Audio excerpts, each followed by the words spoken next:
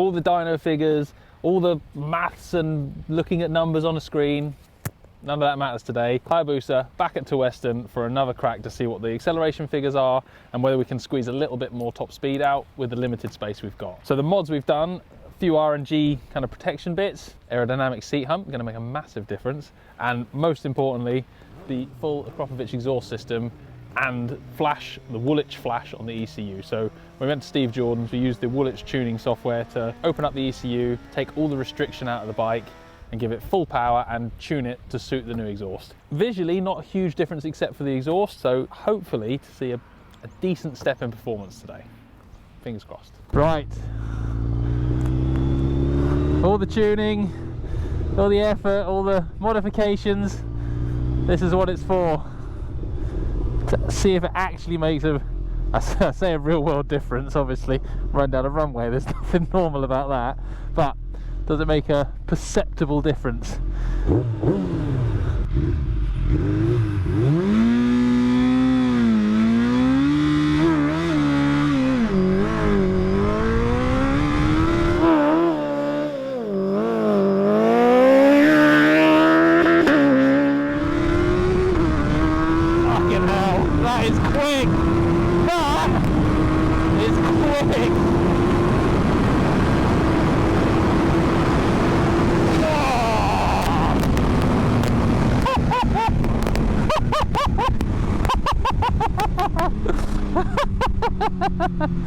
Oh my god, yeah, that feels fast.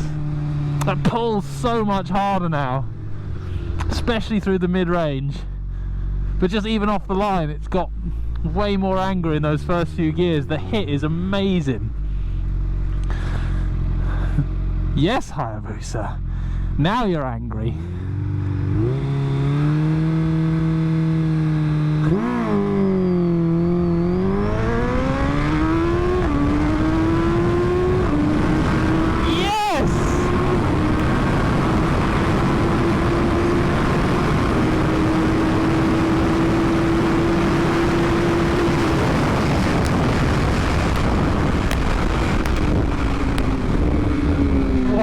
Braking's still scary.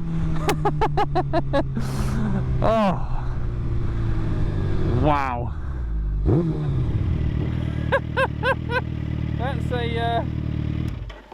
That's a different animal. Obviously it sounds incredible now, but it pulls so much harder from earlier on, and I think it's most noticeable first, second and third. This bike was obviously pegged back a fair bit to keep it safe, and now the way it like responds to the throttle in the first 3 gears, it's wild. But I was always nervous about taking those restrictions off because you don't want to make the bike unrideable, you don't want to make it horrible, but it feels to me more alive, more exciting to ride.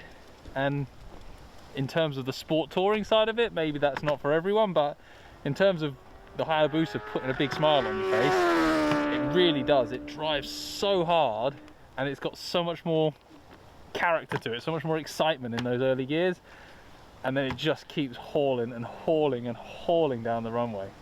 I'm going to be interested to look at the data, but it feels fast, definitely.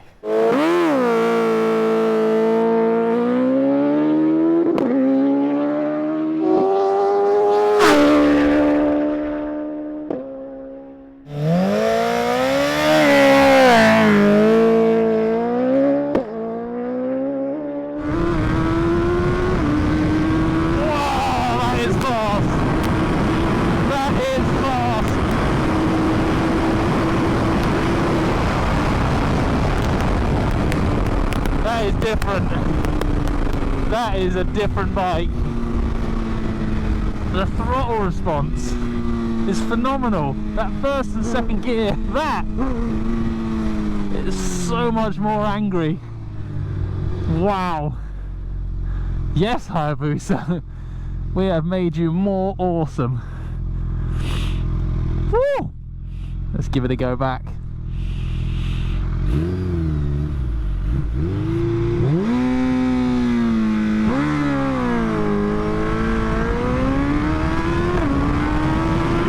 God!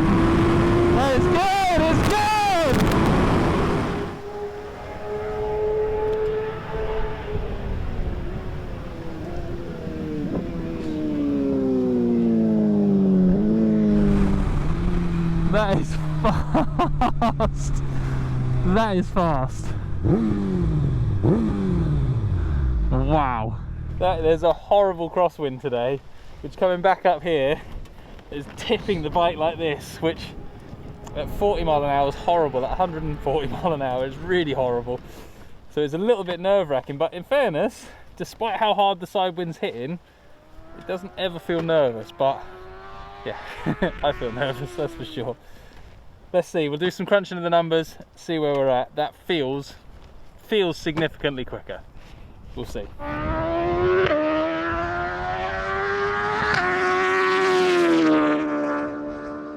So we are back to put the Hayabusa through its paces again.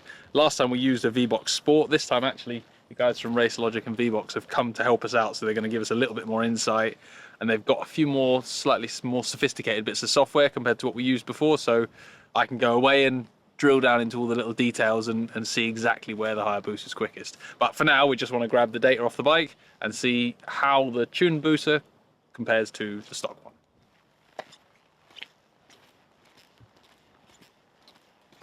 Like having our own mobile data logging office. It's brilliant. Hey Deborah, you're right. Hiya.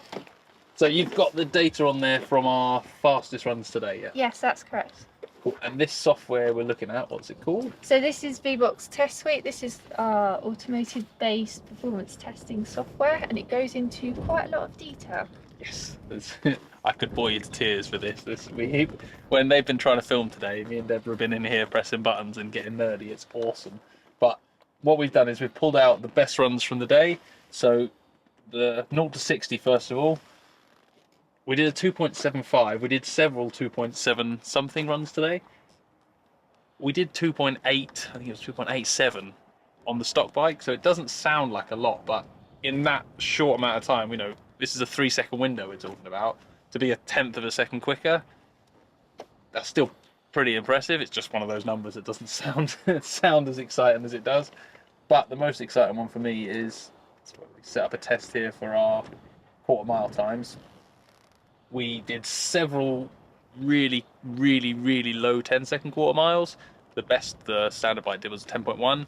We did lots of 10.05s, 10.04s, and then we managed one run where we cracked a 9.99 second quarter mile. And I don't care that it's only a little bit less, it's a 9-second quarter. And that, yeah, that's exciting. So I'm going to have a little fiddle with this back at home and see if I can get some more insight into it. But what's important is, despite the fact that it's blowing a gale today, despite the fact that it is a horrible crosswind, the bike is running faster than it was in standard form. Great success.